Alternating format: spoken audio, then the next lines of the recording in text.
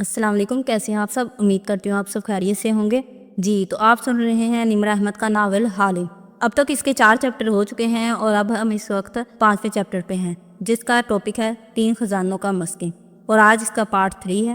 تو چلیے بنا کسی دیری کے سٹارٹ کرتے ہیں۔ مان فاتح کی رہائش گاہ کی بتیاں جگمگا رہی تھی، رات دھیرے دھیرے سرک رہی تھی۔ ایسے میں فاتح کے کمرے میں آؤ تو وہ ڈریسنگ روم میں کھڑا دکھائی دیتا تھا۔ وارڈروب کے دونوں پھٹ کھلے تھے اور وہ ہینگر سے کپڑے اتار رہا تھا۔ 2 جوڑے لیے اور کمرے میں واپس آیا، جہاں بیڈ پہ ایک چھوٹا سفری بیگ کھلا پڑا تھا۔ پھر ایک دم ٹھٹکا۔ اسرا سامنے کرسی پہ آ بیٹھی تھی، خاموش، ٹانگ پہ ٹانگ جمائے۔ اسے دیکھ کے جبران مسکرائی۔ کہاں جا رہی ہو؟ وہ آگے آیا اور بیگ میں کپڑے تہہ کر کے رکھنے لگا۔ ملاقہ، کل چھٹی ہے نا؟ کیوں جا رہی ہو؟ اس کی آنکھوں کی پتلیاں سکڑی۔ سن باؤ کے گھر کو بیچنے سے پہلے ایک آخری دن اس میں گزارنا چاہتا ہوں۔ ابھی کیسے بیچو گے؟ کاغذات تو ہے ہی نہیں۔ کاغذات مل گئے ہیں۔ وہ سر جھکائے بیگ میں سامان اڑیس رہا تھا۔ اسرا کی آنکھیں کھلی کی کھلی رہ گئی۔ کیا مطلب؟ کہاں سے ملے؟ تیزی سے بولی۔ مجھے غلط فہمی ہو گئی تھی، میں نے اوریجنل ڈاکومنٹس کہیں اور رکھے تھے، یہاں صرف کلرڈ کاپیز تھی۔ اس کی نگاہیں جھکی تھیں اور وہ شیو کا سامان ایک خانے میں ڈال رہا تھا۔ واٹ؟ وہ چل رہ گئی۔ تو جو کاغذات یہاں تھے جو تالیہ نے چرائے تمہارے بقول، وہ صرف فوٹو کاپی تھی؟ اب ڈریسر ملر کی طرف بھر گیا، جھک کے دراز کھولا اور جرابیں نکالی۔ وہ بالکل بے نیاز لگ رہا تھا۔ اسرا چند لمحے اسے دیکھے گئی، پھر اس نے لب پینچ لیے، بازو سینے پہ لپیٹ لیے۔ تو صبح سے اتنا ہنگامہ کیوں مچایا ہوا تھا؟ کیونکہ وہ کاغذات اہم تھے۔ وہ جرابیں لے کر واپس آیا اور ان کو بیگ میں ڈالا۔ ابھی تک اسرا کو نہیں دیکھ رہا تھا۔ اور میری نیلامی، میرے ڈونرز، وہ اہم نہیں تھے؟ اسرا کے اندر ابال سا اٹھنے لگا تھا، بے بسی، غصہ، فرسٹریشن۔ وہ شدید کیفیات کا شکار تھی۔ تم نے میری اس ڈونر کو بے عزت کیا جو کانگہو جیسے لوگوں کو مدعو کر رہی تھی، جس نے میرا پورٹریٹ بنایا، جو غائل غزال خریدنے جا رہی ہے۔ میں پہلے دن سے تمہاری منت کر رہی ہوں کہ اس کے ساتھ سلوک اچھا رکھو، مجھے اس جیسے لوگوں کی ضرورت ہے، مگر تم… فاتح نے اکتا کے چہرہ اٹھایا۔ اس نے چوری تو بہرحال کی ہے، کاپیز ہی صحیح۔ بس وان فاتح۔ اسرا نے ہاتھ اٹھا کے سرخ چہرے کے ساتھ اسے روکا اور کھڑی ہوئی۔ کبھی وہ چور ہے تو کبھی میرا بھائی، اور کبھی کہتے ہو فائل کھوئی ہی نہیں۔ وہ آج میرے آفس آئی تھی اور وہ شدید دکھی تھی۔ فاتح کے آبرو اکٹھے ہوئے۔ اس نے بدتمیزی کی تمہارے ساتھ؟ یہ تمہارا مسئلہ نہیں ہے کہ اس نے کیا کیا۔ میں تمہارے ایک ایک معاملے میں تمہارا ساتھ دوں اور تم میرے کام کو خراب کرو؟ بس بہت ہو گیا۔ الیکشن لڑنا ہے تو لڑو، ملاقہ والا گھر بیچنا ہے تو بیچو، لیکن میرے دوستوں سے اب تم دور رہو گے۔ اتنے سالوں سے تمہارے جنون کے پیچھے ہم خوار ہو رہے ہیں، اب اور نہیں۔ تمہیں خوش ہونا چاہیے کہ کاغذات مل گئے ہیں، نہ کہ غصہ کرنا چاہیے۔ وہ غور سے اسے دیکھ رہا تھا۔ اسرا کی آنکھیں سرخ ہنکارا ہو رہی تھی۔ کس بات پہ خوش ہوں؟ میرے بھائی پہ الزام لگایا تم نے، میری ڈونر کو بے عزت کیا تم نے، اس فائل کے پیچھے جو کھوئی بھی نہیں تھی۔ ایک بات میری سن لو فاتح، اگر آئندہ تم نے میرے دوستوں کے ساتھ یہ کیا تو… وہ انگلی اٹھا کے کہہ رہی تھی کہ… ایک بات میری بھی سن لو اسرا، اگر مجھے کبھی پتہ چلا کہ تم نے اس کام میں اپنے بھائی یا اس لڑکی کی مدد کی ہے تو یاد رکھنا، اس کے بعد ہم اس موڑ پہ آ جائیں گے جہاں سے واپسی ممکن نہیں ہوگی۔ وہ ٹھنڈے انداز میں بولا، ایسے کہ نگاہیں اس کے اندر تک جھانک رہی تھی۔ اسرا نے انگلی گرا دی، مگر وہ ٹھنڈی نہیں پڑی تھی۔ غصے سے پیر پٹکتی مڑی اور باہر نکل گئی۔ اسے پسینہ آ رہا تھا، جسم تپ رہا تھا۔ تیزی سے وہ کمرے میں واپس آئی، دروازہ بند کیا، پھر ڈریسنگ روم میں آئی۔ یہاں کا بھی دروازہ مقفل کیا اور کپکپاتے ہاتھوں سے کال ملائی۔ ایش، فاتح کہہ رہا ہے اسے فائل مل گئی ہے۔ پیشانی چھتی وہ دبلی آواز میں بولی تو شدید پریشان لگ رہی تھی۔ ہاں کاکا، ابنگ نے یہی بات آگے پیچھے بھی دوسرے لوگوں کے سامنے بھی دہرائی ہے کہ اس کو کسی انویسٹیگیٹر نے فائل واپس لا دی ہے، مگر ڈونٹ وری، فائل میرے پاس ہی ہے۔ اس کی مطمئن آواز سنائی دی تھی۔ نہیں، میں فاتح کو جانتی ہوں، وہ کہہ رہا ہے کہ اصل فائل کھوئی ہی نہیں تھی۔ ہی از اے ٹیریبل لائر۔ وہ جھوٹ بول رہا ہے، مگر اس کی شکل پہ لکھا ہے کہ اس کو واقعی فائل مل گئی ہے۔ ریلیکس کاکا، میں نے خود چیک کیا ہے، وہ میرے پاس ہی ہے۔ میں کیا کہہ رہی ہوں اشر، وہ فائل تمہارے نہیں فاتح کے پاس ہے۔ وہ اسے تم سے نکلوا چکا ہے، شاید کسی انویسٹیگیٹر کے ذریعے۔ وہ وان فاتح ہے، وہ کچھ بھی کر سکتا ہے، اور اسے مجھ پہ بھی شک ہو رہا ہے۔ کاکا، ہم صبح بات کریں گے، میرے آفس میں پہلے ہی حالات خراب چل رہے ہیں، میں سارے دن کا تھکا آیا ہوں۔ وہ بیزار ہوا تو اسرا کی تیوریاں چڑھ گئیں۔ میں نے تمہارے لیے اتنا بڑا خطرہ مول لیا اور تمہیں پرواہ ہی نہیں ہے؟ ٹھیک ہے، اب تم الیکشن لڑو یا فاتح، مجھے پرواہ نہیں ہوگی، میں صرف اپنا فائدہ نقصان دیکھوں گی جیسے تم لوگ دیکھتے ہو۔ کہہ کے ٹھک سے فون بند کیا۔ اشر شاید وضاحت دے رہا تھا، مگر اس نے نہیں سنا۔ پھر وہ گھومی تو ڈریسر میرر سامنے آیا۔ وہ خاموش ڈریسنگ روم میں تنہا کھڑی تھی۔ قدم قدم چلتی آئینے کے قریب آئی اور اپنا عکس دیکھا۔ انگلی کے پوروں سے آنکھوں کے کنارے کو چھوا۔ آریانہ کے نقش بھی مجھ سے ملتے تھے۔ ٹین ایج میں پہنچ کے وہ بھی ایسے ہی لگنے لگے گی۔ آج کے دن وہ کھوئی تھی 6 سال پہلے۔ 13 سال کی ہو گئی ہوگی وہ۔ چند لمحے وہ خود کو دیکھتی رہی، پھر مسکرائی، جیسے چہرے کو ریلیکس کرنے کی کوشش کی۔ کریم اٹھائی اور نرمی سے چہرے پہ لگانے لگی۔ جلد چمکنے لگی تو وہ دل سے مسکرائی اور فون اٹھا لیا۔ اب وہ واپس کمرے میں آتے ہوئے آرام دہ انداز میں بات کر رہی تھی۔ کیسی ہو تالیہ؟ میں ٹھیک ہوں، آپ کیسی ہیں مسز اسرا؟ تالیہ کی سنجیدہ مگر نرم آواز سنائی دی۔ اسرا بڑی کرسی پہ بیٹھ گئی اور ٹانگ پہ ٹانگ جما لی، پھر بوڑھے بالوں کی ایک لٹ انگلی پہ لپیٹے ہوئے گویا ہوئی۔ میں فاتح کی طرف سے معذرت کرنا چاہتی تھی، وہ آج کل الیکشن کی وجہ سے ٹینس ہے، جلد خفا ہو جاتا ہے، جانے تمہیں کیا کیا کہہ بیٹھا۔ کوئی بات نہیں، ان کو تو قوم 2-4 قتل بھی معاف کر دے گی۔ تالیہ کی اداس ہنسی گونجی۔ مگر میں مداوع کرنا چاہتی ہوں، میں نہیں چاہتی کہ ایسی کوئی بھی بات ہمارے درمیان آئے۔ اسرا کی بادامی آنکھیں جیسے تانے بانے بنتی دکھائی دے رہی تھی۔ مداوع مت کہیں، درخواست سمجھ لیں، ایک چھوٹا سا کام آپ میرے لیے کر سکتی ہیں۔ شور، بتاؤ، مجھے خوشی ہوگی۔ اور پھر تالیہ کی بات سن کے اس کی مسکراہٹ گہری ہوتی گئی۔ بالکل تالیہ، یہ میں کر سکتی ہوں اور کل ہی کر سکتی ہوں۔ کھڑکی سے باہر حبس آلود رات دھیرے دھیرے گہری ہوتی جا رہی تھی۔ حالم کا اونچا بنگلہ رات کے اس پہر خاموش پڑا تھا۔ تالیہ داتن کو ڈراپ کر کے کار اندر لائی تو پورٹ کی بتیاں بجھی ہوئی تھیں۔ وہ کار سے نکلی اور سوئچ بورڈ کی طرف آئی، مگر ٹھٹک کے رک گئی، سانس بھی روک لیا، پھر ایک دم گھومی۔ وہ پورچ کے ستون کے ساتھ کھڑا تھا، جیبوں میں ہاتھ ڈالے مسکراتا ہوا سمی۔ تالیہ کا دل بری طرح دھڑکا۔ ایک نظر گیٹ کو دیکھا جو 4 فٹ کا جنگلہ بنوا تھا۔ کوئی بچہ بھی اس کو بھلا لے، مگر پھر بھی یہ سمی کی طرف سے ایک جرأت مندانہ قدم تھا۔ وہ اس کے گھر کے گیٹ کے اندر تک پہنچ چکا تھا۔ کیوں آئے ہو؟ اونگیں اکٹھی کر کے وہ غصے سے بولی۔ سمی نے ایک ہاتھ جیب سے نکالا اور چھوٹی سی داڑھی کھجائی۔ تم سے ملاقات کا دل چاہ رہا تھا، سارا دن تو تم بڑے لوگوں کے ساتھ گھومتی پھرتی ہو، رات کو ہی فارغ ہو کے گھر آتی ہو۔ نکل جاؤ میرے گھر سے۔ اس نے بازو لمبا کر کے غصے سے گیٹ کی طرف اشارہ کیا۔ رنگت گلابی پڑنے لگی۔ ایئرپورٹ، وہ بیگ، وہ تکلیف، سب ذہن میں تازہ ہو گیا۔ ایک اس آدمی سے اسے ڈر لگتا تھا، اس ڈر نے جیسے کبھی ساتھ چھوڑا ہی نہیں تھا۔ یہ میرا اکاؤنٹ نمبر ہے۔ اس نے ایک پرچی تالیہ کی طرف بڑھائی۔ تالیہ برہمی سے اسے گھورتی رہی۔ پرچی نہیں تھامی تو سمی نے اسے اس کی کار کی چھت پہ چپکا دیا۔ وہ سٹیکی نوٹ تھا، فوراً چپک گیا۔ تمہارے پاس 2 دن ہیں، کل اور پرسوں، پھر میں وہ کروں گا جو تم سوچ بھی نہیں سکتی۔ اس لیے بہتر ہے کہ ان دنوں میں میرے وظیفے کی رقم کا تعین کر لو، میرا لائف ٹائم پلان تیار کر دو اور اس اکاؤنٹ میں پہلی قسط بھجوا دو۔ وہ چبا چبا کے کہہ رہا تھا، اگر 2 دن تک مجھے رقم نہ ملی تو تمہارا یہ تاش کے پتوں کا گھر، انگلی سے اونچے بنگلے کی طرف اشارہ کیا، نیچے آن گرے گا۔ گھنٹی بجی تو دونوں نے چونک کے دیکھا۔ جنگلے نما گیٹ کے باہر نئی اندھیرے میں کھڑا ایڈم نظر آ رہا تھا۔ سمی نے کالر کھڑکا کے سیدھے کیے۔ تمہارے مہمانوں کے سامنے تمہاری اصلیت کھولنے کا دل تو بہت چاہ رہا ہے، مگر کیا کروں، مسلمان کی ایک زبان ہوتی ہے اور 2 دن تک اس زبان کو میں بند رکھوں گا۔ صرف 2 دن ہیں تمہارے پاس میڈم تالیہ۔ مسکراتی نظر اس پہ ڈالی اور گیٹ کی طرف چلا گیا۔ البتہ باہر نکلتے ہوئے اس نے سر سے پیر تک ایڈم کو دیکھا ضرور تھا۔ آ جاؤ ایڈم، خفا کھڑی تالیہ نے وہیں سے پکارا۔ اس نے ابھی کچھ دیر پہلے ایڈم کے میسج کا جواب دے کر اسے گھر آنے کا بولا تھا۔ ایڈم ایک ناپسندیدہ نظر اس آدمی میں ڈالتا اندر آیا۔ تالیہ اپنی جگہ سے نہیں ہلی، وہیں کار کے ساتھ اندھیر پورچ میں کھڑی رہی۔ بیگ کوہنی پہ تھا اور بازو سینے پہ لپیٹ رکھے تھے۔ ایڈم ذرا فاصلے پہ رکا۔ سادہ پینٹ شرٹ میں ملبوس، ذرا دبتی رنگت والا ایڈم آنکھوں میں الجھنے لیے ہوئے تھا۔ بولو، کیوں آئے ہو؟ وہ خفا اور اکتائی ہوئی لگتی تھی۔ کیا یہ آدمی آپ کو تنگ کر رہا تھا؟ اس کی فکر مت کرو، میں پولیس آفیسر ہوں، ان لوگوں سے نپٹ سکتی ہوں۔ یہی جاننے آیا ہوں، آپ پولیس آفیسر ہیں واقعی یا نہیں؟ وہ اس کی آنکھوں میں دیکھ کے ٹھنڈے انداز میں بولا تو تالیہ کے ماتھے پہ پل پڑے۔ اس نے ہتھیلی پھیلائی۔ میرا سکہ، آپ نے تو کہا تھا وہ سرکار کا ہے، مگر وہ واپس میرے ذریعے ہی جائے گا نا؟ نہیں تالیہ، اس نے غور سے تالیہ کا چہرہ دیکھتے ہوئے نفی میں سر ہلایا۔ میں وہ آپ کو نہیں دے سکتا، مجھے آپ پہ اعتبار نہیں رہا۔ تالیہ نے مٹھی نیچے گرا دی۔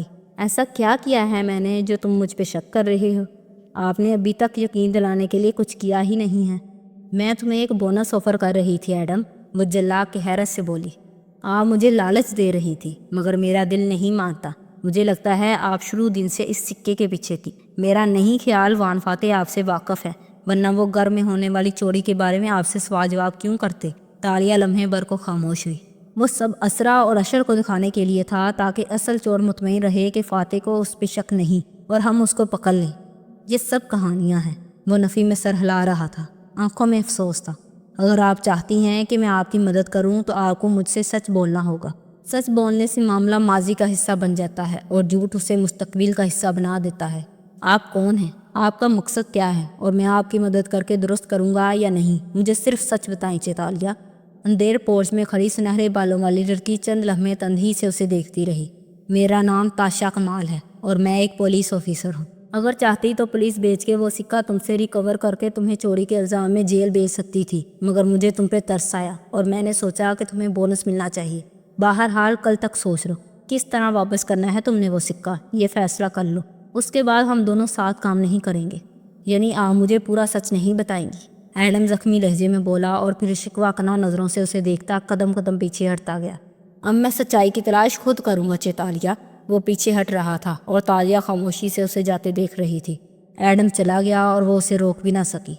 आज के लिए बहुत सच बोल चुकी हूँ, अब मजीद नहीं। उसे एडम का कोई और हल सोचना पड़ेगा।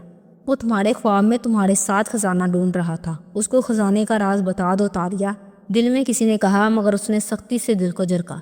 मैं खजाना किसी के साथ शेयर नहीं करूँगी। मैं एडम को सच नहीं बता सकती। उसे लालच आ गया और उसने सारा खजाना खुद हासिल करने का सोच लिया तो खजाना सिर्फ मेरा है, मेरे बप्पा और मेरे गांव वालों का है। रात तारीख होती गई और वो अपने कमरे में बेड पे आलती पालती किए बैठी सोचती रही। हाथ में सुनहरा लॉकेट पकड़ रखा था, बार बार खुद को झिड़कती, अपनी ही तरदीद करती। सिक्का उसका था, चाबी उसकी थी, उसको शेयर नहीं करेगी। मगर क्या वाकई चाबी उसकी थी? उसने सुनहरी लॉकेट को देखा और फिर उसे गर्दन में पहना। पीछे हुक बंद करते वक्त वो तैयार थी। वो उसकी यादों का पिंजरा था और वो इसमें खो जाने को तैयार थी। मंजर एकदम बदला। आंखों के सामने रोशनी छाने लगी, आग की सी रोशनी, जैसे बरकते शोले हो। वो मदम हुए तो उसने खुद को एक छोटे से कमरे में पाया। मुराद अंगीठी के पास बैठा है। झुक के वो लोहे के चिमड़े से दहकती चाबी अंगारों के ऊपर से उठाता है। वो हथेलियों पे चेहरा गिराए, पंजों के बल उसके पास बैठी दिलचस्पी से उसकी हरकत देख रही है। चाबी सुनहरी दहक रही है। मुराद उसको एहतियात से उठाए खड़ा होता है, फिर वापस एक मेज़ की तरफ आता है। वो भी पूरा उठ के पीछे लपकती है।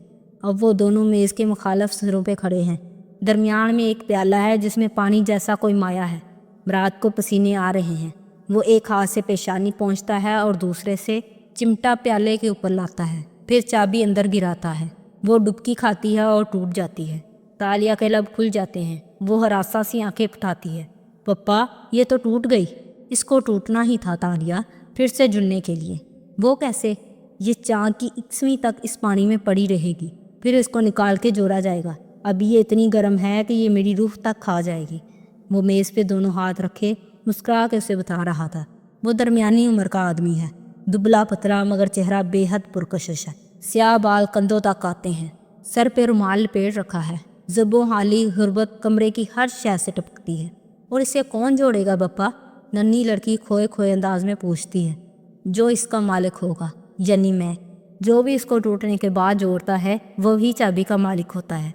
ये खजाने की कुंजी है तालिया। सोचो, अगर हम खजाने के कफल खोल लें तो अपने लोगों के लिए क्या कुछ नहीं कर सकते। जब हमारे पास खजाना आ जाएगा तो क्या आपका ख़ानदान हमें कबूल कर लेगा बप्पा? क्या वो लोग? मगर मुराद की आंखों में सुर्खी उभरती है। मैं उनका जिक्र भी नहीं सुनना चाहता तालिया। वो जालिम लोग हैं, उन्होंने क्या क्या जुल्म नहीं डाले हमारे गाँव पे। अब चलो यहाँ से, और सुनो, तुम इस कमरे में मेरी इजाज़त के बगैर नहीं आओगी। वो उंगली उठा के तनबीह करता है और नन्ही लड़की छट सर हिला देती है। बोझ बढ़ गया था, यादें बारी हो रही थी। तालिया ने करा के लॉकेट नोच डाला। कोई फिल्म सी बंद हुई, रोशनी छट गई। उसने आंखें खोली। वो अपने बेडरूम में बैठी थी, तकिया गोद में रखी। सब कुछ कितना मुख्तलिफ था उस कमरे और इस कमरे में। कुछ गलत था इधर, कुछ अजीब सा, कुछ ऐसा जो उसका दिमाग पकड़ नहीं पा रहा था। क्या मालूम दातन दुरुस्त कह रही हो। और उसने जुड़जड़ी लेकर सर झटका। ऐसा नामुमकिन है, कभी नहीं। ये मोटी भी ना। वो छत लेट गई और आंखें बंद कर ली। क्या मतलब हुआ हालिम का? कभी मुझसे मिलने आओ हालिम। जहन में किसी का महजूज लहजा गूंजा तो वो बंद आंखों से मुस्कुराई। एक अजीब दिन का कदरे बेहतर अंजाम हुआ था। अगली सुबह अभी फजर कज़ा हुए ज़्यादा वक्त नहीं गुजरा था जब वान फाते की रहायशगाह पे सुबह के हंगामे जाग उठे। آسمان ابھی گہرا نیلا تھا اور پورٹس میں بتیاں جلی تھیں۔ ملازمہ کار میں اس کا بیگ رکھ رہی تھی اور وہ ساتھ کھڑے موبائل پہ کچھ ٹائپ کر رہا تھا۔ نیلی جینس کے اوپر سفید ڈریس شرٹ پہنے اس نے آستین کوہنیوں تک موڑ رکھے تھے اور پاؤں میں جوگرز تھے، ہمیشہ کی طرح ینگ اور فریش۔ پھر موبائل جیب میں ڈال کے ڈرائیور سے چابی مانگی۔ میں خود ڈرائیو کروں گا، تم گھر جاؤ۔ مگر سر، سیکیورٹی اسٹاف، کیا میں ایک دن کی چھٹی پہ نہیں جا سکتا؟ ذرا سا مسکرا کے پوچھا اور ڈرائیونگ ڈور کھولا۔ ڈرائیور فکرمند سا ہوا۔ سر، 2 گھنٹے کا سفر ہے، آپ مجھے ڈرائیو کرنے دیں۔ اس سے پہلے کہ فاتح کچھ کہتا، اندر سے اسرا آتی دکھائی دی۔ ساتھ ہی وہ دونوں بچوں کو باہر لا رہی تھی جو سوئے سوئے سے لگ رہے تھے مگر منہ دھلے اور بال بنے ہوئے تھے۔ فاتح نے چھنبے سے آبرو اٹھائے۔ یہ کیا؟ اسرا نے مسکرا کے فرنٹ سیٹ کا دروازہ کھولا۔ سن باؤ کے گھر میں آخری دن ہم سب کو ساتھ گزارنا چاہیے۔ پھر ڈرائیور کو اشارہ کیا۔ تم پچھلی کار میں سیکیورٹی گارڈز کے ہمراہ ہوگے، جاؤ۔ پھر اس نے فاتح کو دیکھا جو ذرا حیران ہوا تھا۔ تمہیں اعتراض ہے کیا؟ فاتح کے چہرے پہ مسکراہٹ رنگ گئی۔ بالکل نہیں، اس سے اچھی بات کیا ہوگی کہ ہم سب ایک ساتھ جائیں۔ وہ خوش ہوا تھا، مگر میں ساری فوج کو ساتھ نہیں لے جانا چاہتا۔ آبرو سے سیکیورٹی کی کار کی طرف اشارہ کیا۔ وہ تمہارے لیے نہیں ہے فاتح، وہ ہمارے بچوں کی حفاظت کے لیے ہیں، اور مجھے شاید جلدی واپس آنا پڑے دوپہر تک، تو مجھے الگ کار چاہیے ہوگی۔ وہ سارے فیصلے کر چکی تھی۔ سن گلاسز آنکھوں پہ چڑھائے فرنٹ سیٹ پہ استحقاق سے بیٹھی تھی۔ وان فاتح نے سمجھ کے سر ہلا دیا اور بیلٹ پہنتے ہوئے گردن موڑی۔ پیچھے جولیانا اور سکندر بیٹھے تھے۔ وہ مسکرایا۔ آج میں تمہارے دادا کا گھر آخری دفعہ دیکھنے جا رہا ہوں اور میں بہت خوش ہوں کہ تم لوگ میرے ساتھ ہو۔ ڈیڈ، ہم وہ گھر کیوں بیچ رہے ہیں؟ سکندر اداس سا ہوا۔ 11 سالہ خوبصورت بچہ جو اپنی عمر سے زیادہ ذہین لگتا تھا۔ ہم کون سا وہاں رہتے ہیں سکندر؟ جولیانا نے ناک چڑھائی اور کھڑکی سے باہر دیکھنے لگی۔ اس کی آنکھوں میں نیند بڑی تھی۔ کتنے دنوں بعد ڈیڈ نے تمہارے لیے وقت نکالا ہے، کیا تم دونوں ان کو یوں ہی تنگ کرتے جاؤ گے؟ اسرا نے نرمی سے ٹوکا تو سکندر نے سمجھداری سے سر ہلایا۔ میں تو ایسے ہی کہہ رہا تھا، ڈیڈ جو بھی کریں گے صحیح کریں گے۔ ڈیڈ، جولیانا نے آبرو کٹھے کیے چہرہ واپس موڑا۔ اس گھر کو سنباؤ والا گھر کیوں کہتے ہیں؟ فاتح نے چابی اگنیشن میں گھمائی اور مسکرا کے اسٹیئرنگ وہیل پھیرا۔ یہ ایک دلچسپ کہانی ہے، اور تمہیں پتہ ہے تمہارے ڈیڈ کو تمہیں کہانیاں سنانا کتنا اچھا لگتا ہے۔ وہ اب کار پیچھے موڑ رہا تھا۔ صبح کی سفیدی دور افق پہ پھیل رہی تھی اور کوالمپور جاگنے لگا تھا۔ یہ ایڈم کی نوکری کا 11واں اور آخری دن تھا، جو ساری دنیا کے لیے اسی رات 12 بجے ختم ہو جانا تھا، مگر ان 3 انسانوں کے لیے وہ کبھی نہ ختم ہونے والا دن بننے جا رہا تھا۔ صبح کی سفیدی اب سنہرے پن میں تبدیل ہو چکی تھی۔ اشر محمود کی آفس بلڈنگ کے 38 فلورز مکمل طور پر جاگ چکے تھے اور کام کے دنی لوگ منہ اندھیرے ہی جاب میں پہنچ چکے تھے۔ صبح اٹھنے والے، تازہ ذہن کے ساتھ کام کرنے والے، اپنی زندگیوں کے ایک ایک منٹ کو استعمال کرنے والے لوگ۔ کامیابیاں پھر ایسے ہی تو نہیں ملا کرتی، برکتیں ایسے ہی تو گھروں پہ نازل نہیں ہوتی، رزق ایسے ہی تو نہیں بڑھ جاتا۔ صبح اٹھنے والوں اور سورج نکلنے کے بعد اٹھنے والوں میں اتنا ہی فرق تھا جتنا کامیابی اور ناکامی میں۔ اشر محمود اپنے آفس میں کھڑا تھا۔ بک شیلف سامنے سے ہٹا تھا اور دیوار میں نصب سے کھلا پڑا تھا۔ وہ اس کے سامنے کھڑے بوئیں پنچے فائل کے سوے پلٹا رہا تھا۔ جیسے جیسے اگلا صفحہ سامنے آتا، اس کی رنگت تبدیل ہوتی گئی۔ آخر میں وہ مڑا اور پوری قوت سے فائل دیوار پہ دے ماری۔ صفحات ادھر ادھر بکھر گئے، خالی صفحات۔ ایک طرف ہاتھ باندھے کھڑا رملی کھنکھارا۔ سر، میں نے خود چیک کیا تھا۔ جب مسز اسرا نے فائل دی تھی تو اس میں اصلی ڈاکومنٹس تھے، اب اس میں صرف بلینک پیپرز ہیں۔ عثمان کی کال کے بعد میں نے صرف سیف کھول کے فائل کو دیکھا اور مطمئن ہو گیا کہ فائل پڑی ہے۔ اف، کسی نے آگ کے دوران کل شاید کاغذات تبدیل کیے ہوں۔ اشر غصے سے اس کی طرف گھوما اور گھر آیا۔ سیف کی حالت دیکھو، ایک ضرب تک نہیں لگی اس پہ، کسی نے اسے کھولا تک نہیں۔ اندر زیورات ہیں، پیسے ہیں، ایک چیز بھی نہیں ہلی۔ تم نے پیپرز دیکھے ہی نہیں تھے شاید۔ اس نے سر پکڑ لیا۔ میں نے بھی دیکھے بغیر اندر ڈال دیے، میں جلدی میں تھا۔ اف سر، کل مس تالیہ بنت مراد بھی تو آئی تھی۔ رملی چونکا۔ اشر نے غور کے اسے دیکھا۔ وہ سارا وقت میرے سامنے بیٹھی رہی تھی۔ اپنی غلطی اس کے سر مت ڈالو۔ یہ خالی دماغ کی سوشلائٹس کو ایوننگ ڈریسز اور فیشن سے فرصت نہیں ملتی جو اس طرح کا کچھ سوچیں۔ نون سینس، بیزاری سے کہہ کے وہ اپنی سیٹ تک آیا۔ رملی چپ ہو گیا۔ وان فاتح صرف ایک صورت میں سرنڈر کرے گا، اگر اس کے پاس الیکشن لڑنے کے لیے پیسے نہ ہوں۔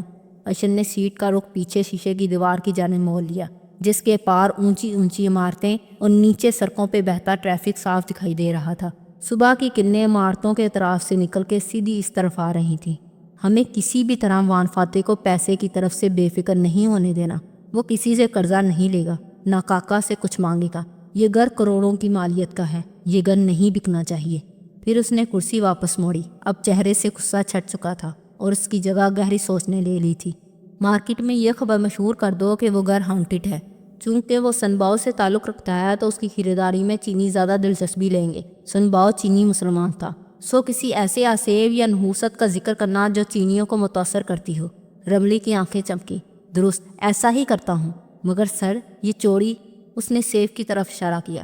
میرا نہیں خیال کوئی چوری ہوئی ہے۔ بہرحال CCTV فوٹیج چیک کرو، ایک ایک فریم دیکھو، کوئی بھی مشتبہ شخص نظر آئے تو رپورٹ کرو، وہ سختی سے تنبیہ کرتے ہوئے کہہ رہا تھا۔ رملی نے چھٹ سر ہلایا اور دروازے کی طرف بڑھ گیا۔ اشر نے اس کی پشت کو سوچتی نگاہوں سے دیکھا۔ کیا رملی مجھے دھوکہ دے رہا ہے؟ کہیں یہ فاتح کے ساتھ تو نہیں مل گیا؟ اس کا ذہن دوسرے نہج پہ سوچ رہا تھا۔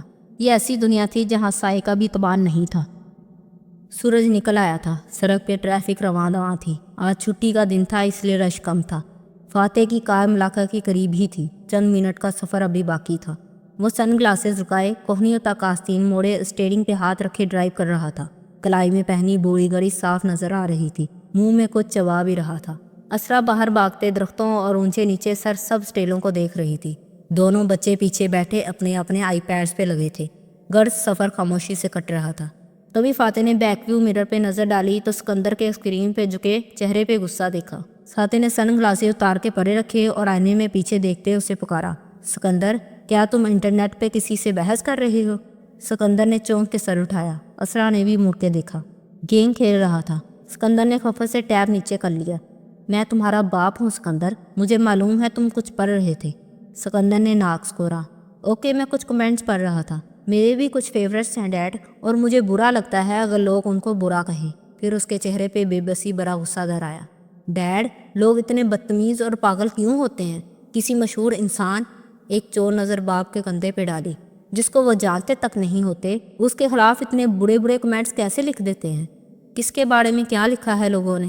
وہ سامنے دیکھتے ہوئے موڑ کاٹتے ہوئے مطمئن سا پوچھ رہا تھا۔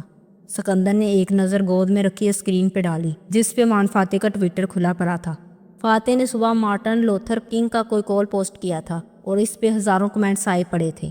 مثبت کمنٹس سکندر نے صرف پڑھ کے گزار دیے تھے، مگر ہر منفی پہ اس کا دل دکھتا گیا تھا۔ بکواس بند کرو، پہلے خود تو سیکھ لو۔ کرپٹ سیاستدان، ملک کو لوٹ کے کھا گئے ہو، تم سارے ملے ہوئے ہو۔ یہ فاتح حکومت میں آ کے وہی کرے گا جو صوفیہ رحمان کرتی آئی ہے۔ سب کرپٹ ہے۔ I hate politics. سکندر نے چہرہ اٹھایا۔ باپ اس کے جواب کا منتظر تھا۔ میرا ایک فیورٹ سیلیبریٹی ہے، اس کے سوشل میڈیا اکاؤنٹ پہ لوگ اس پہ تنقید کر رہے ہیں، اور اس سے تمہارا دل دکھ گیا؟ دکھنا نہیں چاہیے کیا ڈیڈ؟ لوگوں کو کیا پتا کہ وہ آدمی کون ہے میرے لیے؟ اس کا گلا رند گیا۔ اسرا نے اداسی سے سر جھٹکا۔ جولیانا باہر دیکھتی رہی۔ سب جانتے تھے سکندر کس کی بات کر رہا تھا۔ سکندر، وہ ڈرائیو کرتے ہوئے ونڈو اسکرین کے پار دیکھتے ہوئے کہنے لگا، جب رسول اللہ صلی اللہ علیہ وسلم پہ پہلی دفعہ وحی نازل ہوئی تھی تو اللہ تعالیٰ نے ان کو جانتے ہو کیا حکم دیا تھا؟ کہ وہ دوسروں کو بھی نیکی کی طرف بلائیں۔ اور جانتے ہو 3 سال تک آپ صلی اللہ علیہ وسلم نے دوسروں کو اچھے کام کرنے کا حکم کیسے دیا؟ خاموشی سے، پرائیویٹلی، چھپ کے، کھلم کھلا علی الاعلان نہیں، صرف اپنوں کو بتایا، اور وہ سب مانتے گئے کیونکہ وہ اپنے تھے، سمجھتے تھے، احترام کرتے تھے، رسول اللہ صلی اللہ علیہ وسلم کی سچائی سے واقف تھے۔ سکندر ابھی تک اداسی سے اسے دیکھ رہا تھا جو نرمی سے کہے جا رہا تھا۔ 3 سال بعد رسول اللہ صلی اللہ علیہ وسلم نے کھلم کھلا لوگوں کو اسلام کی طرف بلانا شروع کیا۔ اور اسلام ہوتا کیا ہے؟ اچھے کاموں کی طرف بلانا اور برے کاموں سے روکنا۔ جب آپ صلی اللہ علیہ وسلم نے یہ کام شروع کیا تو لوگوں کے آئیڈیاز چیلنج ہوئے۔ وہ جو اتنے عرصے سے جس طریقے پہ زندگی گزار رہے تھے وہ طریقہ سوالیہ نشان بن گیا۔ لوگ پڑ گئے، دشمن بن گئے، رسول اللہ صلی اللہ علیہ وسلم کو اذیت دینے لگے۔ ابو لہب کی بیوی نعوذ باللہ آپ صلی اللہ علیہ وسلم کو مذموم کہہ کے پکارنے لگی، یعنی کہ کنڈمڈ، جس کی مذمت کی جائے۔ مگر جب رسول اللہ صلی اللہ علیہ وسلم نے یہ نام سنا تو انہوں نے کیا فرمایا؟ سکندر نے مدد کے لیے بہن کو دیکھا جو کھڑکی سے باہر دیکھ رہی تھی، پھر واپس چہرہ مڑا۔ مجھے نہیں معلوم۔ آپ صلی اللہ علیہ وسلم نے فرمایا، مذموم تو میرا نام ہے ہی نہیں۔ اس کا مطلب ہے کہ رسول اللہ صلی اللہ علیہ وسلم نے اس کی ساری باتوں کو اس طرح اگنور کر دیا کہ یہ جب مجھے جانتی ہی نہیں ہے تو یہ جو کہہ لے، یہ مجھے نہیں کہہ رہی، مجھے کیا فرق پڑتا ہے؟ اسی طرح بیٹے، جب بھی آپ کسی معاشرے میں ریفارمز اور بہتری لانے کھڑے ہوتے ہو، ان کو بتاتے ہو کہ ان کا حکومت کرنے کا طریقہ یا ادارے چلانے کا طریقہ غلط ہے، جب آپ جھوٹے کو جھوٹا اور چور کو چور کہتے ہو، تو لوگوں کے آئیڈیاز چیلنج ہوتے ہیں۔ لوگوں کو نہیں معلوم ہوتا کہ ان کو کس چیز کی ضرورت ہے، حتیٰ کہ آپ ان کو ثابت کر کے نہ دکھا دیں۔ مگر اس عرصے میں ایک طبقہ جس کے مفاد اسی پرانے سسٹم کے ساتھ ہیں، وہ بلبلا اٹھتا ہے۔ یہ جو صحافی تمہارے اس فیورٹ سیلیبریٹی سکندر نے پلکیں جھکا لی کے خلاف روز اخبار میں لکھتے ہیں، تمہیں کیا لگتا ہے وہ اندر سے اپنے لکھے پہ خود بھی یقین رکھتے ہیں؟ ہرگز نہیں۔ ان سب صحافیوں اور میڈیا والوں کو سب پتہ ہوتا ہے کہ کون اچھا ہے، کون کم اچھا اور کون برا ہے، مگر ان کے حکومت کے ساتھ مفادات ہوتے ہیں۔ بیٹے کی نوکری، کاروباری ٹھیکے، سیاستدانوں سے دوستی، عدالتوں میں کیسز، یہ انہی وجوہات کی بنا پہ اچھے کو برا بنا کے پیش کرتے ہیں۔ سیاست میں یہ نہ دیکھا کرو کہ کیا کہا جا رہا ہے، یہ دیکھا کرو کہ کون کہہ رہا ہے۔ فاتح، تم سیاستوں کو انبیاء سے نہیں ملا سکتے، اسرا نے قدرے خفگی سے ٹوکا تھا۔ میں ملا بھی نہیں رہا، نہ ہی ملانا چاہیے، لیکن انبیاء کی زندگیوں میں ہمارے لیے اسوہ حسنہ ہے۔ مشکل میں کیا کرنا ہے، یہ ہم نے انہی کی زندگیوں سے تو سیکھنا ہے۔ میں صرف یہ کہنے کی کوشش کر رہا ہوں کہ جب بھی آپ کسی معاشرے کی اصلاح کے لیے یا کوئی بھی بڑا کام کرنے کے لیے نکلیں تو لوگ آپ کا مذاق کرائیں گے۔ انبیاء علیہ السلام کو بھی نہیں چھوڑا لوگوں نے، تو ہم کیا ہیں؟ اور تمہارا فیورٹ سیلیبریٹی کیا ہے؟ لوگ ہمیں نہیں بتا سکتے کہ ہم نے زندگی کیسے گزارنی ہے، اس لیے اتنا لوگوں کی باتوں کا اثر نہ لیا کرو۔ مگر ڈیڈ، میرے اپنے فرینڈز فیس بک پہ جب میرے فیورٹ سیلیبریٹی کے خلاف کمنٹس کر رہے ہوتے ہیں تو میرا دل ان کا گلا مروڑ دینے کا چاہتا ہے، اور میرا دل چاہتا ہے میں ان سے دوستی ختم کر لوں۔ باہر دیکھتی جولیانا اداسی سے بولی۔ وہ دھیرے سے ہنس دیا۔ بڑے ہو جاؤ سکندر، سیاستدانوں اور سیلیبریٹیز کے پیچھے آپس کی دوستیاں اور تعلقات نہیں خراب کیے جاتے۔ لیڈر کو پتہ ہی نہیں ہوتا کہ کون کون ان کے لیے لڑ کے ناراض ہوا بیٹھا ہے۔ اگر بحث کرنی ہے تو آئیڈیاز پہ کرو، اپنے فیورٹ سیاستدانوں کو انسان سمجھ کے۔ انبیاء علیہ السلام کے بارے میں بھی لوگ یہی کہتے تھے کہ وہ فرشتے کیوں نہیں ہیں۔ آج کے لیڈرز کے بارے میں بھی لوگ یہی چاہتے ہیں کہ وہ فرشتے ہوں۔ تم اپنے لیڈر کو انسان قبول کر لو، اس کی خامیوں اور خوبیوں کے ساتھ، مگر اس کے جرائم کے ساتھ نہیں۔ ذاتی خامیاں سب میں ہوتی ہیں، لیکن اگر تمہیں معلوم ہو جائے کہ یہ سیاستدان اپنے ملک کے لوگوں کو اپنی چوری کی وجہ سے نقصان پہنچا چکا ہے، اور سیاستدان بس اسی طرح ہی نقصان پہنچا سکتا ہے نا، تو تم اس سیاستدان کو قبول مت کرو، اس کو ڈیفینڈ مت کرو۔ باقی تمہیں کوئی بھی پرفیکٹ نہیں ملے گا۔ اگر تم اپنے لیڈر کو اس کی امپرفیکشن کے ساتھ قبول کر لو اور اس کو فرشتہ ثابت کرنے کی کوشش نہ کرو تو تمہیں ہر وقت دوستوں سے لڑنے کی ضرورت نہیں ہوگی۔ مگر ڈیڈ، دوست جب برے کمنٹس دیں تو میرا دل دکھتا ہے، سکندر بضد تھا۔ پھر اپنے دل کو مضبوط کرو اور ہر ایک سے یہ توقع رکھنا چھوڑ دو کہ وہ تمہاری بات سمجھے گا۔ ہر بات ہر ایک کے لیے نہیں ہوتی۔ جیسے شروع کے 3 سال رسول اللہ صلی اللہ علیہ وسلم نے ہر ایک کو نصیحت نہیں کی، اس لیے تم بھی ہر ایک سے الجھنا چھوڑ دو۔ کچھ وقت گزرتا ہے، معاشرے بدلتے ہیں، لوگ بدلتے ہیں، اور خود ہی سمجھ جاتے ہیں کہ ان کے لیے کون سا لیڈر بہتر ہے، اور جو نہیں سمجھتے وہ خود ہی پیچھے رہ جاتے ہیں۔ مگر ڈیڈ، سکندر، اللہ الحق ہے، سچ کا خدا ہے۔ اگر تمہارا فیورٹ سیلیبریٹی سچا ہے تو اللہ ساری دنیا کو اس کی سچائی دکھا دے گا۔ سچ اپنے آپ کو خود ثابت کر لیتا ہے۔ لوگوں کی مخالفت کو وقار کے ساتھ اگنور کرنا ایک آرٹ ہے۔ اس کو جو سیکھ لیتا ہے اللہ اس کو عزت دیتا ہے۔ وہ زور دے کر مگر نرمی سے کہہ رہا تھا۔ سکندر نے سر ہلایا۔ وہ اب بہتر محسوس کر رہا تھا، مگر مطمئن بہرحال نہیں تھا۔ مطمئن رہنا بھی شاید ایک آرٹ تھا۔ کار ملاقہ کی حدود میں داخل ہو چکی تھی۔ ملاقہ ایک خوبصورت شہر تھا جو سمندر کنارے واقع تھا اور جہاں سیاحوں کی بہتات تھی۔ تاریخی طرز کا شہر جو لوگ پیدل گھوم پھر کے دکھا کرتے تھے۔ بازار سے کار گزارتے ہوئے فاتح کے چہرے پہ مانوس مسکراہٹ بکھر گئی۔ بالآخر وہ اس ٹھنڈی میٹھی سڑک پہ آ گئے تھے جہاں قطار میں ایک جیسے گھر بنے تھے، جن کو رینویٹ کر کے کافی شاپس اور ریسٹورانٹ بنا دیا گیا تھا۔ کبھی یہ چینی تاجروں کا مسکن ہوتے تھے اور یہ رہا اس کا گھر۔ اس نے کار سڑک کنارے پارک کی اور مسکراتے ہوئے بیلٹ کھولی، پھر باہر نکلا۔ سامنے سڑک کے اوپر ایک گھر بنا تھا، سرخ رنگ کا گھر، جیسے پرانے لاہور کی گلیوں میں قدیم ہندوستانی طرز کے گھر ہوتے ہیں جن کی کھڑکیاں سڑک پہ کھلتی ہیں۔ ایسے ہی وہ 2 منزلہ گھر تھا۔ وہ سڑک سے ہی شروع ہوتا تھا، نیچے 2 کمروں کی کھڑکیاں، درمیان میں داخلی دروازہ۔ فاتح نے گردن اٹھائی۔ اوپر 3 کمروں کی بالکنیاں بنی تھی۔ خاموش پرا خوبصورت گھر جس سے قدیم زمانوں کی مہک آتی تھی۔ چلو آؤ، میں تم لوگوں کو سنباؤ کی کہانی سناتا ہوں، وہ خوشگوار انداز میں کہتے ہوئے کار کی طرف مڑا جہاں بچے اور اسرا باہر نکل رہے تھے۔ मगर अगले ही लम्हे फातेह की मुस्कुराहट गायब हो गई। चंद फीट के फासले पे एक सिल्वर कार पार्क थी और उसके बोनट से टेक लगाए वो खड़ी थी। सर पे सफेद हैट तिरछा रखे वो मुस्कुरा के सीने पे बाजू लपेटे इसको देख रही थी। आने के लिए शुक्रिया तालिया। असरा सीधी इसकी तरफ गई और मुस्कुरा के उससे हाथ मिलाया, फिर वापस घूमी और फातिहा मुस्कुराती निगाहों से फातेह को देखा। तालिया सनबॉ को अगर देखना चाहती थी तो मैंने उसे इनवाइट कर लिया। उम्मीद है इस बहाने हम अपनी नीलामी के प्रोजेक्ट पे भी बात कर लेंगे, जताते अंदाज में बात मुकम्मल की। वहां फातेह ने लब बींच लिए, आबरू बरहमी से इकट्ठे हुए। एक खामोश चुभती हुई नज़र इस लड़की पे डाली जो सादगी से मुस्कुरा रही थी और घर के दरवाजे की तरफ बढ़ गया। उसका सारा मूड खराब हो चुका था, जाने वो इतनी बुरी क्यों लगती थी। कुआलमपुर के इस मतवस्त तबके के इलाके में सुबह सुस्त सी तलू हुई थी। कम अज़ कम एडम के लिए वो सुस्त ही थी। वो डीला डाला सा किचन में कुर्सी पे बैठा था। नाश्ता मेज़ पे लगा था मगर वो बामुश्किल चंद लकमे जहर मार कर पाया था। फिर प्लेट बड़े धकेल दी। माँ सामने खड़ी बगौर उसे देख रही थी। नौकरी के लिए परेशान हो एडम? एडम ने अफसरदा निगाहें उठाई। मुझे लगता है मैं नाकाम इंसान हूँ एबो। क्यों एडम? उसने प्यार से पूछा और सामने आ बैठी, स्कार्फ लपेटे सादा सी औरत जिसकी छोटी सी दुनिया थी। सब मुझे धोखा देकर ठुकरा के गुजर जाते हैं। किसी की नज़र में मेरी अहमियत ही नहीं है। अहमियत तो खुद बनाई जाती है। कैसे? जहानत, महारत, टैलेंट, दौलत वगैरह से? और तलखी से गोया हुआ। नहीं, अपने कुदरती एतमाद और मिस्बत सोच से। जितना तुम्हारे अंदर से मिस्बत शुआएं फूटेंगी इतना तुम लोगों में महबूब होते जाओगे। और मिस्बत शुआएं कैसे फूटती हैं माँ?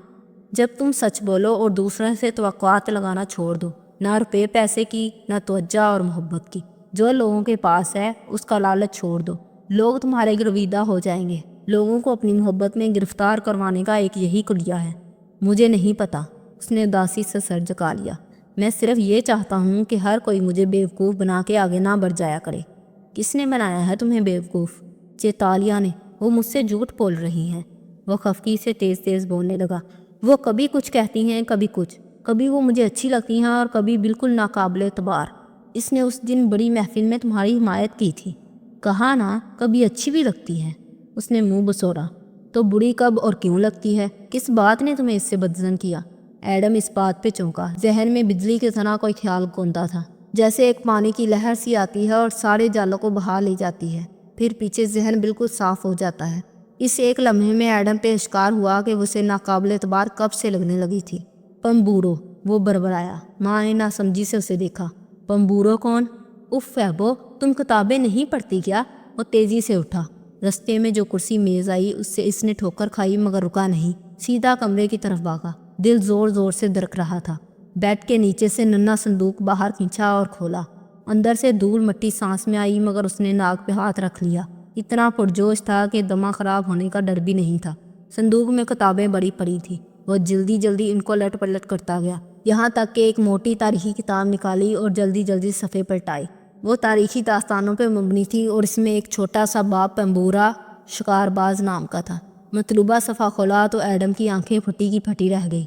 सामने ब्लैक एंड वाइट में इसी निशान का एक स्केच बना था जो उसने कल बाजार में तालिया की गर्दन की पुश्त पे देखा था। पंबूरा ग्रोह का खास कोल निशान।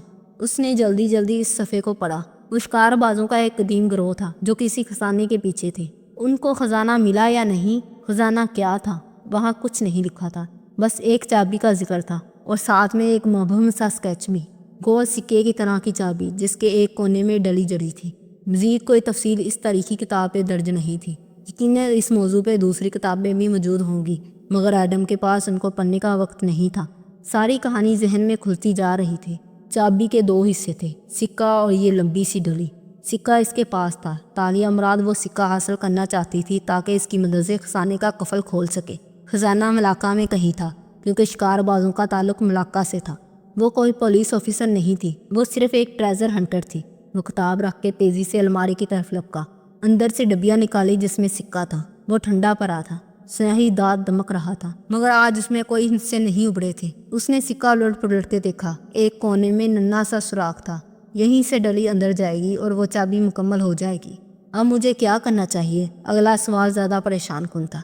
कोई भी खजाना जो किसी भी मुल्क के खंडरात या ज़मीन के नीचे से निकलता है वो सरकार की अमानत होता है। ये खजाना रियासत का था। वो इसे तालिया मुराद को नहीं लेने देगा। उसे वान फातेह को खबर करनी होगी। اس نے جلدی سے ڈرائیور کا نمبر ملایا۔ وہ اس وقت بے چینی، فکر مندی اور جوش کے ملے جلے تاثرات کے زیر اثر تھا۔ ہیلو، ہاں سنو، وہاں فاتح اس وقت کہاں ہے؟ آفس یا گھر؟ ہم تو ملاقہ میں ہیں ایڈم، فاتح صاحب کے پرانے گھر۔ اوہ، ایڈم کا جوش ٹھنڈا ہوا۔ کب تک آ جاؤ گے واپس؟ شاید شام تک، معلوم نہیں۔ اچھا سنو، وہ تالیہ مراد صاحبہ، وہ دوبارہ تو گھر نہیں آئی؟ اور چوری کا کچھ پتہ چلا؟ اس گھر تو نہیں، مگر ادھر ملاقہ میں وہ صاحب اور بیگم صاحبہ کے ساتھ ہی ہیں۔ وہ لوگ اندر گھر دیکھ رہے ہیں۔ تم کیوں پوچھ رہے ہو؟ ایڈم کرنٹ کھا کے جگہ سے اٹھا۔ چیتالیہ صاحب کے ساتھ ملاقہ میں ہے؟ پھر اسے یاد آیا، کتنی دفعہ کا سن رکھا نام۔ سن باؤ کے گھر میں؟ بے یقینی سے پوچھا۔ ہاں، مگر تم کیوں؟ لیکن ایڈم نے فون کاٹ دیا۔ دماغ کے 14 طبق روشن ہو گئے تھے۔ سن باؤ کا گھر، 3 خزانوں والا گھر۔ کیا چیتالیہ وہاں خزانے کی تلاش میں گئی ہیں؟ کیا یہ ممکن تھا کہ خزانہ اسی گھر میں چھپا ہو؟ اوہ نو، اسے وان فاتح کو بتانا تھا۔ اس نے جلدی سے الماری کھولی، جو جوڑا ہاتھ آیا کھینچ نکالا اور باتھ روم کی طرف بھاگا۔ آدھے گھنٹے بعد ایڈم ملاقہ جانے والی ایک بس میں سوار ہو رہا تھا۔ سکہ اس کے لباس کی اندرونی جیب میں محفوظ رکھا تھا۔ وہ کوالمپور کی ایک خوبصورت سوسائٹی تھی۔ ایک طرف مکان قطار سے بنے تھے اور ان کے آگے سڑک پہ ٹریفک بہہ رہا تھا۔ ایسے میں ایک گھر کا دروازہ لاک کر کے سمی باہر نکلا اور سڑک کنارے چلنے لگا۔ ٹراؤزر پہ رف سی شرٹ پہنے وہ منہ میں کچھ چباتا چھٹی والے دن گروسری لانے والے مردوں میں سے ایک لگ رہا تھا۔ اسے قریبی گروسری سٹور پہ جانا تھا۔ جیسے ہی سٹور سامنے آیا وہ اس کے دروازے کے قریب آیا، مگر راستے میں کوئی رکاوٹ کی طرح حائل ہوا تھا، یا شاید کسی پہاڑ کی طرح۔ وہ سیاہ کھلے بلوز اسکرٹ والی موٹی سی عورت تھی، سیاہ رنگت اور کنگریالے کندھوں تک آتے سیاہ بال۔ وہ اس کو گھوڑے جا رہی تھی پرتعش تیز نگاہوں سے۔ سمی کی پیشانی میں بل پڑے۔ کیا ہے؟ ہٹو سامنے سے۔ تالیہ کا پیچھا چھوڑ دو، وہ ٹھہر ٹھہر کے بولی۔ آنکھوں کی تپش کی نسبت الفاظ ٹھنڈے تھے۔ سمی کے دونوں آبرو استاہیہ انداز میں اٹھے اور لب مسکراہٹ میں ڈلتے گئے۔ اوہ، تو تمہیں تالیہ نے بھیجا ہے؟ میں کہہ رہی ہوں اس کا پیچھا چھوڑ دو، وہ میری حفاظت میں ہے۔ سمی چند لمحے اسے دیکھتا رہا، پھر زور سے ہنس دیا۔ داتن اسی طرح اسے گھوڑے گئی۔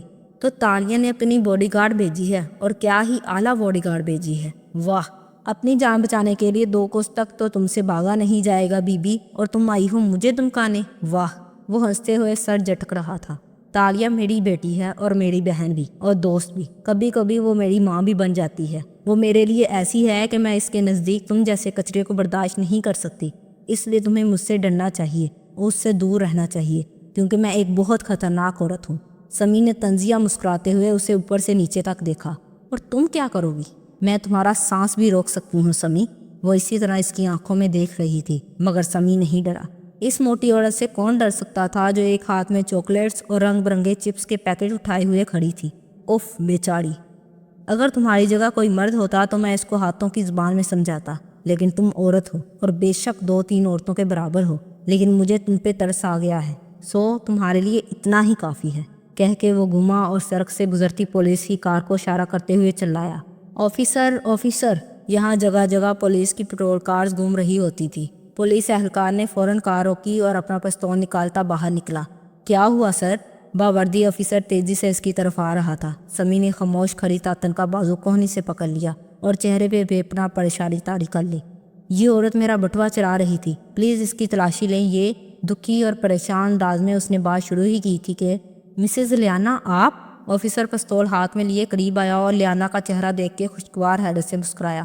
کیسی ہیں آپ؟ پھر سمی کی طرف دیکھا۔ سب ٹھیک ہے میم؟ سمی کے الفاظ منہ میں رہ گئے تھے۔ اس نے رک کے باری باری دونوں کے چہروں کو دیکھا۔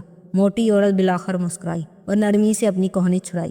ہاں سب ٹھیک ہے، یہ ہمارا دوست ہے سمی، سامنے والی اسٹریٹ میں مکان نمبر 26 میں رہتا ہے۔ تم آتے جاتے اس کو دیکھنا تو اس کا خیال رکھنا۔ ہاں شور، کوئی مسئلہ نہیں۔ پرسوں زائد کی برتھ ڈے پہ آ رہی ہیں نا آپ؟ مسکرا کے ادب سے پوچھ رہا تھا۔ تمہارے بیٹے کی سالگرہ ہو اور میں نہ آؤں، ایسا ہو سکتا ہے فیاض؟ وہ ہاتھ جلا کے بولی تو آفیسر ہلکا سا ہنس دیا، پھر خوش اخلاقی سے دونوں کو سلام کیا اور گن ہولسٹر میں اڑیستہ کار کی طرف بڑھ گیا۔ داتن اب فرصت سے سمی کی طرف گھومی جس کے چہرے کے تاثرات بدل چکے تھے۔ وہ قدرے شل قدرے چوکنا لگتا تھا۔ اب میں دوبارہ وہ تمام الفاظ دہراؤں گی جو میں نے ابھی کہے، لیکن امید ہے اس دفعہ تم ان کو غور سے سنو گے۔ اس کو گھورتے چبا چبا کے بولنے لگی۔ تالیہ کا پیچھا چھوڑ دو، میں کہہ رہی ہوں سمی، اس کا پیچھا چھوڑ دو۔ وہ ایک ایک قدم آگے بڑھنے لگی اور سمی ایک ایک قدم پیچھے ہٹنے لگا۔ وہ میری حفاظت میں ہے، وہ میری بیٹی بھی ہے، بہن بھی اور دوست بھی، اور کبھی کبھی وہ قریب آ رہی تھی اور سمی شل چہرے کے ساتھ پیچھے ہٹ رہا تھا۔ وہ میری ماں بھی بن جاتی ہے، وہ میرے لیے ایسی ہے کہ اس کے نزدیک میں تم جیسے کچرے کو برداشت بھی نہیں کر سکتی۔ اسٹور کی بیرونی دیوار سے سمی کی کمر ٹکرائی۔ وہ مزید پیچھے نہیں ہٹ سکتا تھا، نہ اس کے ہاتھ میں پستول تک رینگ جانے کی سکت تھی۔ داتن مزید قریب آئی، وہ اس کے سیاہ چہرے کا ایک ایک نقش دیکھ سکتا تھا۔ اس لیے تمہیں مجھ سے ڈرنا چاہیے اور تالیہ سے دور رہنا چاہیے، کیونکہ میں ایک بہت خطرناک عورت ہوں اور میں تمہارا سانس بھی روک سکتی ہوں۔ سمی اس کے بالکل قریب آ کے وہ گھرائی۔ وہ چپ شل کھڑا رہا، پھر وہ مڑی اور اسٹور کی طرف بڑھ گئی۔ کچھ دیر بعد سمی نے نظر اٹھا کے دیکھا۔ باری برکم عورت اب کینڈیز اور بچوں والی جیلز کے ریک کے ساتھ جا کھڑی ہوئی تھی اور مختلف پیکٹ اٹھا کے دیکھ رہی تھی۔ سمی ہنوز ساکت کھڑا تھا۔ علاقہ پہ دوپہر پھیل رہی تھی، فضا نم آلود تھی۔ دور سمندر کی لہروں کا شور یہاں تک سنائی دے رہا تھا۔ بازار میں معمول کی گہما گہمی تھی، ٹریفک، دکانوں کا شور اور آوازیں۔ ایسے میں سرخ گھر کے اندر آؤ تو بڑے کمرے سے گزر کے صحن آتا تھا۔ وہاں تالیہ گردن اونچی اٹھائے کھڑی بالائی منظر کو دیکھ رہی تھی۔ دونوں بچے ادھر ادھر بکھر گئے تھے۔ اندر ایک کمرے کا دروازہ بند کیے وہ دونوں آمنے سامنے کھڑے تھے۔ فاتح دونوں ہاتھ کمر پہ جمائے سخت ناخوش لگ رہا تھا۔ اس لڑکی کو بلانے کی کیا ضرورت تھی؟ یہ ہمارا فیملی ہالی ڈے تھا۔ کون سی فیملی؟ جس کو تو تم اپنی سیاست کے پیچھے چھوڑنے تک کو تیار ہو گئے تھے۔ اگر صرف سیاست ہی میٹر کرتی ہے فاتح، تو میں بھی وہی کر رہی ہوں۔ وہ میرا بزنس انٹرسٹ ہے، اور جیسے میں تمہارے مفادات میں تمہارا ساتھ دیتی ہوں، تم بھی دو گے۔ اس نے ہمارے گھر سے چوری کی ہے اسرا، لیکن اسرا نے درستی سے بات کاٹی۔ مگر تمہاری فائل تو کھوئی ہی نہیں ہے فاتح، اور اگر کی بھی ہے تو کیا ہوا؟ کیا بارسن نیشنل میں کرپٹ سیاستدان نہیں ہیں جن کے ساتھ تم روز اٹھتے بیٹھتے ہو اور میں ان کی دعوتیں کرتی ہوں؟ جیسے ان چوروں کو میں برداشت کرتی ہوں، میری چور کلائنٹ کو تم کرو گے۔ فاتح نے لب بیج لیے اور چہرہ موڑ لیا۔ اس کا موڈ خراب ہو چکا تھا۔ ویسے بھی ابھی تم یہی کہہ رہے تھے نا کہ سیاستدانوں کے پیچھے دوستوں کو آپس کے تعلقات نہیں خراب کرنے چاہیے۔ تلخی سے کہہ کے وہ تیز تیز آگے بڑھ گئی تھی۔ تالیہ ابھی تک دالان میں کھڑی گردن اٹھائے گھر کے بلائی کمروں کو دیکھ رہی تھی، جب دھیرے دھیرے سارے گھر والے اسی طرف آتے گئے، بچے، اسرا اور پھر ان کے پیچھے فاتح بھی۔ وہ بٹنوں والی سفید شرٹ کے آستین موڑے جینس کی جیبوں میں ہاتھ ڈالے قدم اٹھاتا قریب آیا تو تالیہ نے گردن موڑی۔ وہ نارمل لگ رہا تھا، ٹھنڈا، پرسکون، بے نیاز، بزنس فیس۔ اس گھر کو سن باؤ کا گھر کیوں کہتے ہیں فاتح صاحب؟ وہ سادگی سے اسے دیکھ کے بولی تو فاتح نے رخ موڑ لیا اور آگے چلتا گیا، یہاں تک کہ وہ صحن کے دوسرے کونے میں نصب اونچے چبوترے تک جا ٹھہرا، جس کے اوپر ایک مجسمہ نصب تھا۔ یہ وانگلی کا مجسمہ ہے۔ اس نے مجسمے کی طرف اشارہ کیا۔ دھوپ آج نہیں تھی، موسم ٹھنڈا اور نم آلود تھا، ہر سو چھایا سی تھی۔ ایسے میں سرخ اینٹوں سے بنے صحن میں وہ سرمئی اونچا مجسمہ بہت حسین لگ رہا تھا۔ ایک چینی آدمی پورے قد سے کھڑا تھا، کمر پہ ہاتھ باندھے، لمبے بال، سر پہ ٹوپی، لمبی باریک مونچھیں اور کندھوں سے پیر تک گرتا چگا، میان میں تلوار، چہرے پہ دوستانہ مسکراہٹ۔ تالیہ دھیرے دھیرے چلتی قریب آئی۔ اور وانگلی کو سن باؤ کیوں کہتے تھے ڈیڈ؟ سکندر بھی باپ کے پاس آ رکا۔ سن باؤ یعنی 3 خزانے یا 3 نگینے۔ بدھ مت کے 3 نگینے ہوتے ہیں، بدھا، دھرما، سنگا، ان کو سن باؤ کہا جاتا ہے۔ وانگلی ایک چینی غلام تھا۔ 15ویں صدی میں وہ اپنی ذہانت اور صلاحیت کے بلبوتے پہ کم عمری میں ہی محل میں اعلیٰ مقام حاصل کر لیتا ہے، پھر چینی بادشاہ کا خاص سفیر مقرر ہوتا ہے اور ایک بہت بڑا تاجر بن جاتا ہے۔ وہ کمر پہ ہاتھ باندھے کھڑا، گردن اٹھا کے مجسمے کو دیکھتا بتا رہا تھا۔ تالیہ کے آنے کی کلفت، بیزاری، وہ سب بھول گیا تھا۔ اس کو بادشاہ نے سن باؤ کا لقب عطا کیا تھا۔ وہ اکثر ملاقات آتا تھا، ساری دنیا سے گھوم پھر کے سامان تجارت اور مختلف حکومتوں سے معاہدے کر کے وہ سمندر کے راستے ملاقات آتا۔ اس نے اور دوسرے تاجروں نے یہاں ویئر ہاؤسز بنائے تھے۔ یہ گھر وانگلی نے بنوایا تھا۔ یہاں وہ سامان وغیرہ رکھتا اور خود بھی رہا کرتا تھا۔ اپنے آخری قیام میں وہ کافی عرصہ ادھر رہا تھا۔ وہ ایک اعلیٰ درجے کا ایکسپلورر، تاجر اور ایڈمرل تھا۔ اس نے چینی حکومت کو دنیا کی بہترین سپر پاورز میں سے بنا دیا تھا۔ کہتے ہیں وہ کمال کا آدمی تھا۔ آپ کے والد نے وانگلی کا گھر کیوں خریدا؟ وہ فاتح کے چہرے کو دیکھ رہی تھی، جو ابھی تک اس مجسمے کو دیکھ رہا تھا۔ جولیانا درختوں کے پتوں سے چیر چار کر رہی تھی اور اسرا اندر کمروں کی طرف چلی گئی تھی تاکہ گھر کی مرمت کے کام کا جائزہ لے سکے۔ میں چھوٹا تھا تو ایک دفعہ یہاں آیا تھا، تب کسی کو نہیں معلوم تھا کہ یہ وانگلی کا گھر ہے۔ میں پپا کے ساتھ سامنے کسی دکان پہ بیٹھا تھا، پھر ادھر آ گیا۔ یہ مجسمہ تب یہ ٹوٹا پھوٹا تھا، اسرا نے بعد میں اس کو ٹھیک کروایا۔ یہ مجسمہ مجھے بہت پسند آیا تھا، عجیب کشش تھی اس میں، اب بھی ہے، منوسیت، اپنائیت، جیسے کوئی دوست ہوتا ہے نا۔ اس کی گردن اٹھی تھی اور وہ مسکرا رہا تھا، ہاتھ ایسے کور پہ باندھ رکھے تھے جیسے وانگلی نے باندھے ہوئے تھے۔ किसने बनाया था ये मुजस्मा? सिकंदर ने दिलचस्पी से पूछा। शहजादी ताशा ने। तालिया चौंक के उसे देखने लगी। शहजादी ताशा कौन थी? मैंने भी एक दफ़ा एक थिएटर शो में ताशा आगापुआ का किरदार किया था। वो आर्याना को बहुत पसंद थी। सिकंदर फ़ौरन बोला, मगर फाते ने चेहरा मोड़ के कदरे खफकी से उसे देखा। वो कोई रूसी फेरी टेल थी जो 10 साल पहले लिखी गई थी। मैं मलाका सल्तनत की शहजादी ताशा की बात कर रहा हूँ। फिर दोबारा से मुजस्मे को गर्दन उठा के देखने लगा। तो कौन थी शहजादी ताशा? तालिया की नज़रें बेख्तियार दीवार की जाने उठी। शुमाली दीवार जहाँ उसने वो नज़म लिखी देखी थी। ख्वाब के बरक्स वो दीवार खस्ता हाल नहीं थी। शायद रेनोवेशन में मरम्मत कर दी गई थी। वहाँ किसी भी किस्म की लिखाई का निशान नहीं था। शहजादी ताशा फाते के पसंदीदा किरदारों में से है। असरा बाहर आते हुए महजूज अंदाज में बोली। फाते किसी औरत की तब तक तारीफ़ नहीं करता जब तक वो इसकी शदीद मुस्तहक ना हो, मगर शहजादी ताशा से वो हमेशा मुतासर रहा है। वो मुस्कुरा के पलटा। मैं अक्सर तुम्हारी तारीफ़ करता हूँ। असरा ने मुस्कुरा के शाने झुकाए और फिर तालिया की तरफ मुतवज्जा हुई। शहजादी ताशा मलाका की सबसे हसीन शहजादी थी। वो सुल्तान की बेटी नहीं थी बल्कि बंदाहारा की बेटी थी। बंदाहारा क्या होता है मम्मा? वही जो तुम्हारे बप्पा बनना चाहते हैं, प्रधानमंत्री, वज़ीर आज़म। इस ज़माने में सबसे ताकतवर बादशाह होता था और उसके बाद वज़ीर आज़म, मगर आज के मलेशिया में वज़ीर आज़म सबसे ताकतवर होता है और उसके बाद बादशाह। Thanks to democracy. वो वापस जेबों में हाथ डाले आगे चलता गया। सहन के दूसरे कोने में दरख्त लगे थे जो उसके बप्पा ने लगवाए थे। जोलियाना वहीं बैठी थी। वो झुक के इसको सरगोशी में कुछ कहने लगा और वो दबा दबा सा हंसने लगी। तालिया ने उनसे नज़र हटाई और असरा की तरफ मुतवज्जा हुई जो बता रही थी। शहजादी ताशा के बारे में मिले एनल्स में कोई जिक्र नहीं मिलता, लेकिन चंद दूसरी तारीखी किताबों में थोड़ा बहुत ज़रूर लिखा है। वो प्रधानमंत्री की बेटी थी, बेहद ज़हीन, अक्लमंद और दाना। कहते हैं वो सब कुछ कर सकती थी, औरतों वाले काम भी, मर्दों वाले काम भी। घुड़सवारी, तीरंदाजी, तलवार जनी हो या फिर खाना पकाना, कढ़ाई सिलाई, लिखना पढ़ना, गर्ज ताशा किसी सहारा की तरह थी। इसे कई ज़बानों पे बोर हासिल था। वो सियासी समझ बूझ भी रखती थी और अपने बाप और सुल्तान तक को सियासी मशवरे भी देती थी। एक वक्त में वो इतनी ताकतवर थी कि मोरख लिखते हैं वो सारे महल को चला रही थी। कहते हैं सुल्तान भी इससे बहुत मुतासर था और उसको अपने लिए चाहता था। फिर क्या हुआ मालूम नहीं। कहते हैं उसकी कहानी का अंजाम दुखी था, मगर वो अक्सर सनबाव के घर आया करती थी। यहाँ इसी आंगन में उसने ये मुजस्मा बनाया था। कहते हैं सनबाव से उसकी दोस्ती थी या मालूम नहीं क्या था जो वो इस घर में अक्सर आती थी। असरा ने आखिर में गहरी सांस लेकर शाने चुका दिए, फिर गर्दन मोड़ी और सामने वाले कमरे की तरफ इशारा किया।